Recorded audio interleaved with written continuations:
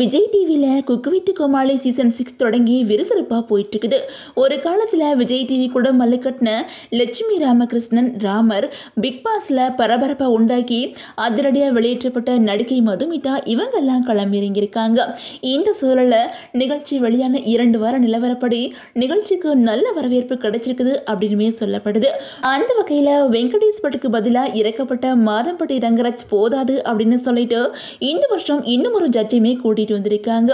அதே நேரம் இந்த நிகழ்ச்சிக்கு போட்டியா சன் டிவியில் ஒளிபரப்பாகிற டாப் குக்கு டூப் குக்கு நிகழ்ச்சியோட ப்ரோமோ கூட இதுவரை வெளியாகவே இல்லை. கடந்த வருஷம் மே மாதம் இந்த நிகழ்ச்சியோட முதல் சீசன் தொடங்கிட்டாங்க. ஆனால் இந்த வருஷம் இன்னும் ப்ரோமோ கூட வெளியாகல. இதனால நிகழ்ச்சி இருக்குதா இல்லையா அப்படிங்கிற பேச்சு சோசியல் மீடியாவில் உலாவி வந்துகிட்டு இருக்குது. அதே நேரம் இந்த வருஷம் டாப் குக்கு டூப் குக்கு நிகழ்ச்சி இருக்குதா இல்லையா அப்படிங்கிறத பற்றி மீடியா மேச நிறுவனம் சொல்லியிருக்காங்க.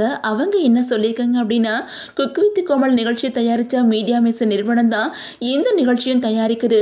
முதல் சீசனே கிட்ட தான், அதனால நிச்சயம் இந்த வருஷமும் நிகழ்ச்சி இருக்குது.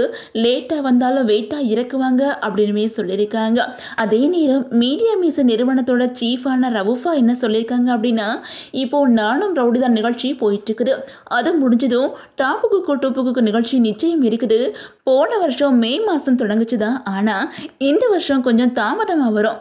நாம் யாரையும் போட்டே நினைக்கிறது இல்லை, அதனால வர வேண்டிய நேரத்தில் ஷோ கண்டிப்பாக வரும். சொல்லப்போனால் முதல் சீசனை விடவும் தரமாகவே வரும்.